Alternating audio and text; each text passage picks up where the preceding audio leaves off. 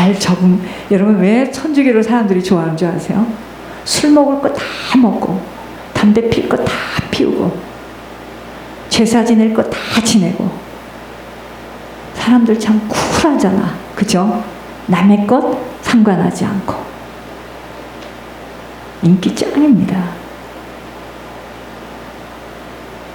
여러분 이 미지근한 신앙은 우리 몸에 잘 맞아요. 그래요 안 그래요? 잘 맞습니다. 나는 오늘 바빠. 여기까지만. 나는 이 시간에 가야 돼. 가버리는 거죠. 뒤에 남아서 일하는 놈은 바보 천치야. 나는 내 시간이 있어. 나는 딱 이거 해야 되고 이거 해야 되고 예물도 나중엔 하겠지만 지금은 여기까지야. 하나님 뭐라 하시냐면요. 그래 나도 너에게 네가 나를 부를 때 나도 내가 너를 알 수가 없어. 여러분 제가 지금 연극하는 게 아니에요. 실제입니다. 몸에도 잘 맞는 이 미지근한 신앙이 나쁜 이유, 정상적인 믿음이 아니기 때문이에요. 내가 내 행위를 아노니 네가 차지도 아니하고 뜨겁지도 아니하다 하십니다. 보통 하나님을 향해 뜨겁지 않은 신앙이라면 이 마음을 둔 데가 또 있어요. 또 둔 데가 있기 때문에 하나님 보실 때는 정상적인 신앙인이 아닙니다. 하나님께 대한 뜨거운 열심을 갖지 못한 신앙은 정상적인 신앙 아닙니다. 세상 문화 속에는 우리 죄성을 자꾸만 키워내고 우리 성품을 갉아먹어요. 이 하나님을 믿고자 하는 이 믿음의 성품을 갉아먹어요. 그리고 마귀의 영향력이 강하게 미치고 있기에 보는 것, 듣는 것이 그렇게도 중요합니다. 그냥 이런 말 하니까 이런 교회를 사람들이 오고 싶어 하겠습니까? 이상하게 생긴 여자가 코는 커가지고 맨날 오면은 주눅들게 하고 그러니까 안 오지. 여러분 세상 문화 속에는 우리의 죄성을 점점 키워내고 우리 성품을 본래는 하나님의 형상으로 지음을 받은 이 성품을 자꾸 갉아먹어요. 그래서 마귀의 영향력이 강하게 미치도록 만듭니다. 그러니 세상을 탐닉하다가 하나님 사이를 왔다리 갔다리 하는 겁니다. 이게 영적으로는 자기도 모르게 마귀의 영향력을 받아들이고 있는 거예요.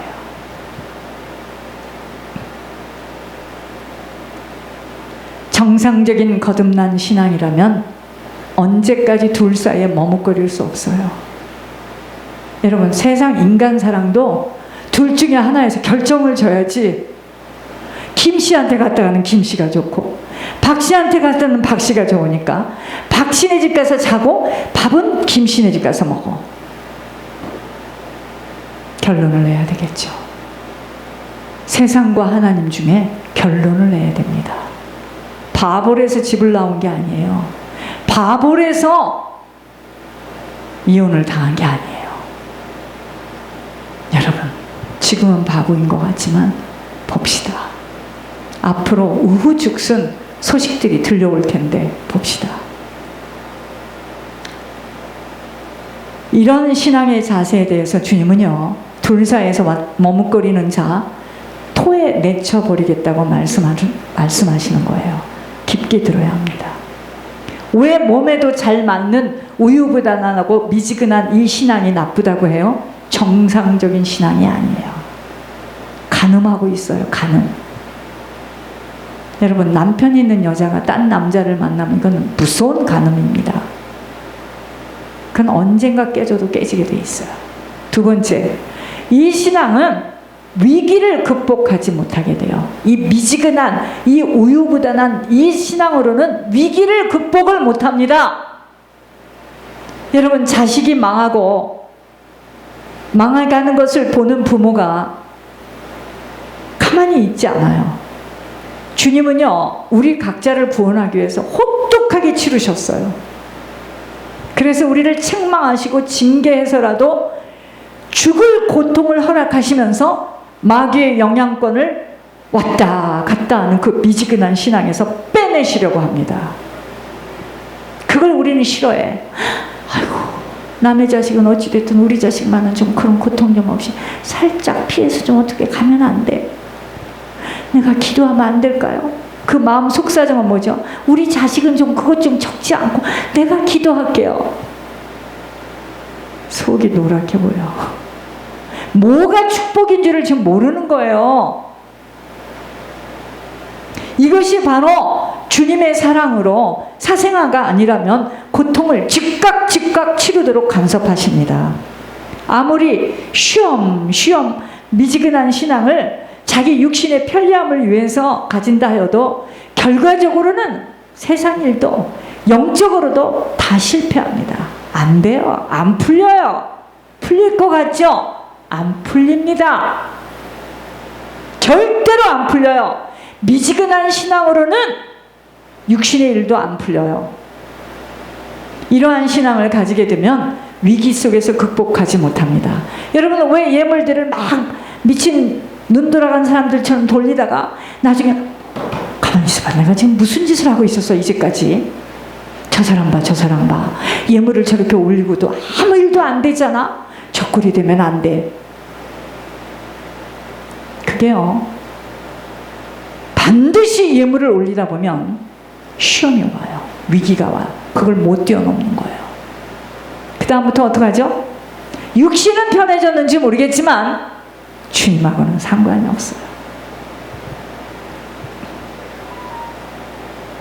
제가 이것으로 신문에다가 시리즈를 써도 모자라요. 예물에 엄청난 비밀이 있습니다. 그때부터 그 사람은 신앙이 올라오지를 못하는 거예요. 내려가기는 쉬워도 몸을 빼기는 굉장히 어려워도 다시 찌기는요, 제가 금요일날 너무 힘이 들어서 꺼내봐 남자로 말하면 술 먹고 방탕하는 날이다. 다 먹자. 김치찌개도 먹고 고기도 먹고 어찌되나 보자. 실컷 때려 먹습니다. 왜? 감기 몸살이 막 오니까. 모르겠어. 그냥 내놔봐. 때려 먹는 거다.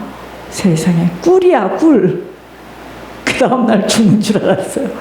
여러분, 우리 인생이 될 것 같지만 안 돼요. 절대로 그 위기를 뛰어넘어야 되는데 거기서 다 멈추는 거야. 거기서 멈추는 자는 아직도 저 밑바닥에서 여러분, 사단이가 바본 줄 아세요? 하나님만 계시다면 빨리 끌어올리는데 한 번 사단에게 내어주게 되면은요, 7배, 10배로 투하해서 절대로 예전과 같이 미친놈처럼 뿌리지 못하도록 막아냅니다. 그래서 어려운 거예요. 그래서 제가 이거를 놓치지 않으려고 발버둥을 치는 거예요. 이번에 하나님이 이거 영 잡았는데, 이게요, 지난번에 이거 하셨잖아요. 회개했잖아요. 감해 주신대. 안 됩니다. 하나님도 그러는 거죠. 쟤 못 말려. 쟤는 지가 하나님인가. 왜 그러죠, 제가? 살아있는 동안 안 막아내면 어떡할 건데요. 걔가 또 그 전날 11조를 듬뿍하게 받아왔어, 장모님이요. 왜 그러죠? 안 하면 어떡할 건데요. 여러분, 돈을 안 내면 이렇게 돈이 굳는 것 같죠? 아이고, 여러분들 구선주한테 가서 물어보세요. 뿌려야 또 나오고 또 나오고 또 나오지. 그건 굳는 게 아니에요.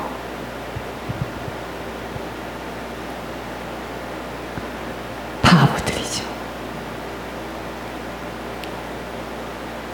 이러한 신앙을 가지게 되면 위기 속에서 극복하지 못하게 됩니다. 인생의 시련과 고난이 올 때 믿음을 지키지 못하고 세상과 타협해버려요. 실패자의 모습입니다. 시련이 올 때 세상을 택해버리기에 이런 신앙으로는 하나님과의 체험적인 깊은 교제 가질 수 없습니다. 즉, 하나님이 하시는 일들을 만나기 어려워요. 늘 남의 간증만 듣다가 끝나는 거지.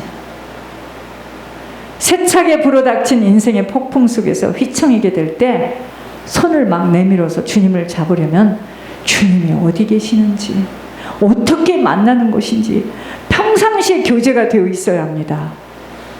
구집사가 뭔 일만 생기면은요 20불이 되든 30불이 되든 50불이 되든 예물로 뒤로 밀어요. 차 파는 문제도 그냥 예물로. 이 사람은 뭐 이게 지금 뭐냐면 주님과 교제하는 겁니다.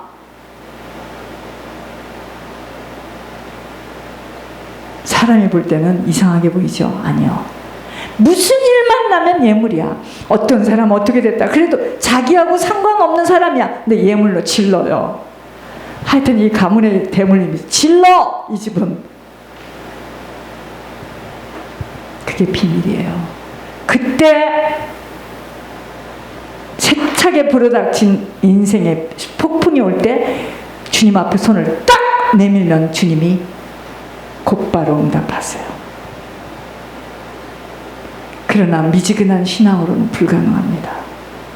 그러므로 주님은 열심을 내라 회개하라고 권면하시는 것입니다. 주님을 믿는 것에는 열심을 내지 않고 자기 편리한 대로 믿음을 지켜나가는 것은 거의 불가능합니다.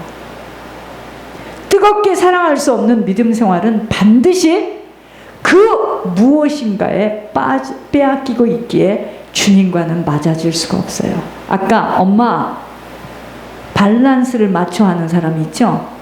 그 사람은 주님을 뜨겁게 사랑하지 못하기 때문에 무언가에 빼앗기고 있는 거예요. 물질을 거기다 지금 계속 빼앗기고 있는 겁니다.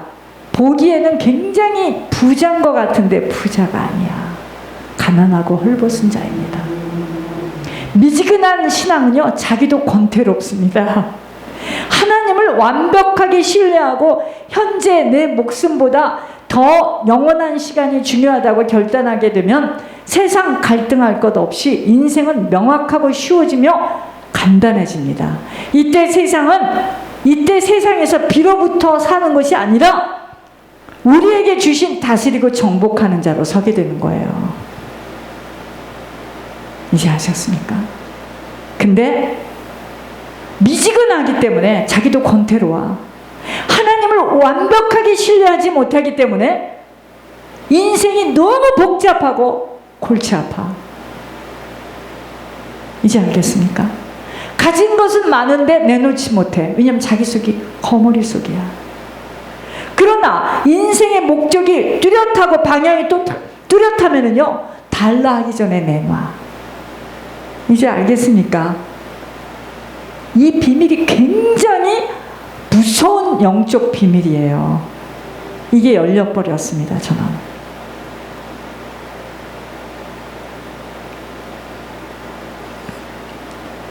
세상을 다 빌부터 사는 거야. 그러니까 착실하게 열심히 살고 성실하게 살면 일을 잘해서가 아니야. 정직하면 그 사람이 이쯤 되면 또 올려주고 또 올려주고 해서 가게 하나를 맡기려 했는데 머리가 돌아가니까 훔쳐 도둑질해. 여러분, 우리가 무엇을 도둑질하면은요, 나는 안 받다 쳐요. 하나님도 보고 귀신도 보기 때문에 그게 다 자녀에게 내려가요. 그렇게 결국은 자업도 떨어져. 모든 걸 다 잃어요. 똑같습니다. 하나님 앞에 모든 걸 맡기고 하나님께 투자를 하지, 하나님께 드릴 것까지도 도둑질하니까 모든 걸 다 잃어버려. 자녀의 권세도 잊어버려. 자녀의 명예도 잃어버려. 자녀라는 이름까지도 잃어버리게 돼요.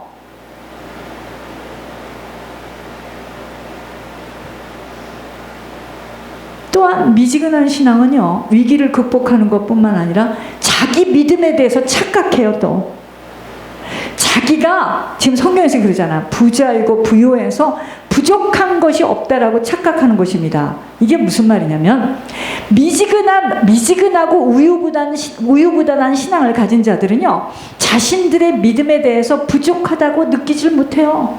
나는 할 거 하는데 뭐. 그리고 내가 시간이 있는 날만 가는 거고 교회는 어쩌란 말이야.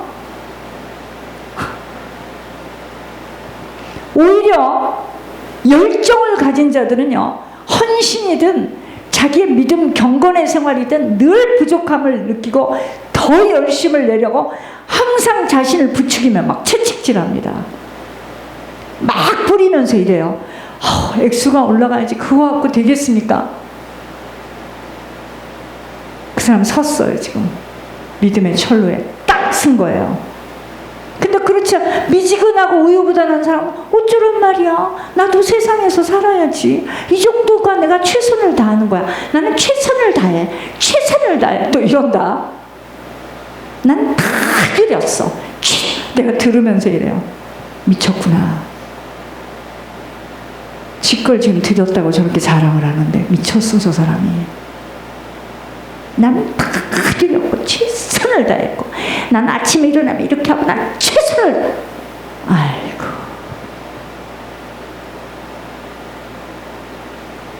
성령이 제 입을 가지고 이야기하기 때문에 여러분 기분 나쁘게 생각하지 마세요. 지금 제가 아닙니다.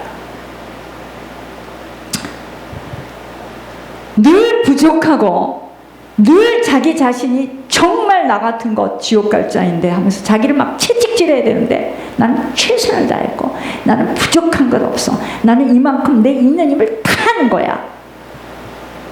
그런데 열정을 가진 자들은요, 내가 지옥 갈 자였는데 나는 죄밖에 지은 게 없는데 이거 갖고 되겠어? 살려주신 것만 해도 다행이지. 이래야 되는데 느긋하고 미지근한 신앙을 가진 자들은 전혀 자신의 믿음의 상태에 대해서 불만이 없어요.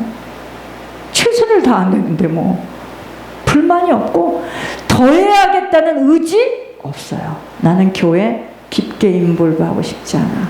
나는 알고 싶지 않아. 나 사는 것도 골머리가 빠개져 죽겠어 지금. 알고 싶지 않아. 부족을 느끼지 못하니 앞으로 변화가 될 가망성도 없고 회개의 기회도 놓칠 수가 있는 것입니다. 물질은요, 신기합니다. 이 물질은 모든 것이 다 채워지고 괜찮아진 것 같은 환각작용을 일으켜. 이 물질은.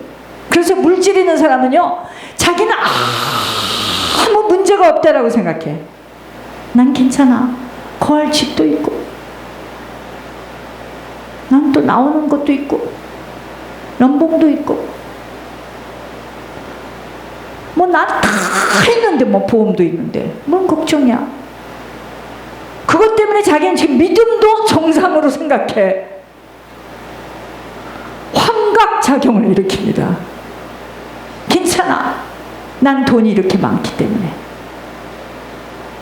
그러므로 물질이 많아지면 그것으로 인해서 다른 것도 다 된 것처럼 저절로 마음이 거만해지고 높아져요. 한국 가니까 사람을 일단 이렇게 봅니다.